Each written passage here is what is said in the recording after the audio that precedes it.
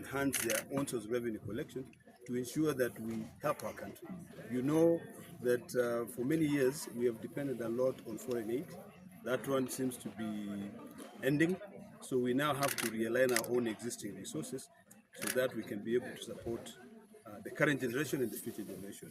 And finally, I hope that those who will come to the Senate in 2027 will be able to find a Senate that the previous Senate, which is now currently us, have fought hard to ensure that we build a good relationship between the National Assembly and the Senate for the goodness of the country. I think that's all. We've also discussed about the constitutional amendment. The Senate is going to be proposing a constitutional amendment bill that will be able to amend Article 95, Article 96, and Article 109 to ensure that the Senate becomes really the full upper house, to ensure that also the Senate plays a critical role on all bills, all legislative work of Parliament, so that any bill that comes out, you know, the Senate of Kenya, senators are elected directly by the people. It is not like any other country where they are appointed. We are elected. So it behooves us to be able to ensure that every issue that affects Wananchi, we are dealing with it. So those are the key issues that we deliberated on. We did not come here to say, oh, cry that these people are hurting us and everything, but we also realistic to the fact that sometimes for you to be able to discuss these issues, you cannot just sit in Nairobi. When you sit in Nairobi, someone goes out there. This is where all the senators came. The speaker was in the meeting as early as 7 in the morning, so that we can actually show the importance of the issues that we deal with in the Senate. I think I've said all. You can add one more. Of what we call the finance bill. The finance bill is a bill that critically looks at all the finances of this country.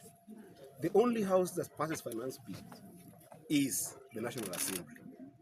And because of that, as wise a house as the Senate does not participate in making sure that the finance bill is a bill that looks at all the interests of Kenyans.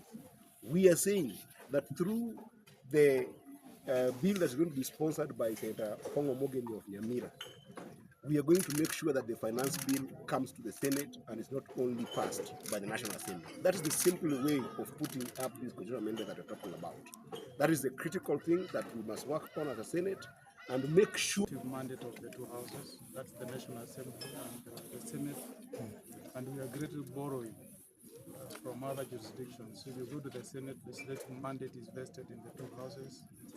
You go to Australia, the legislative mandate is vested in the two houses. So we are proposing that we amend the Constitution in Article 109 so that all bills will be considered by the two houses, National Assembly and the Senate. We are also removing the idea of speakers having to do correspondence to the other house for concurrence. So we are proposing that we delete Article 110 of the Constitution. We also want to enhance the powers of the two houses as provided for in Article 2493, which obligates Parliament, meaning National Assembly and the Senate, to ensure that constitutional commissions are well resolved. Institutions that originate budgets to ensure that those budgets are presented to the Senate.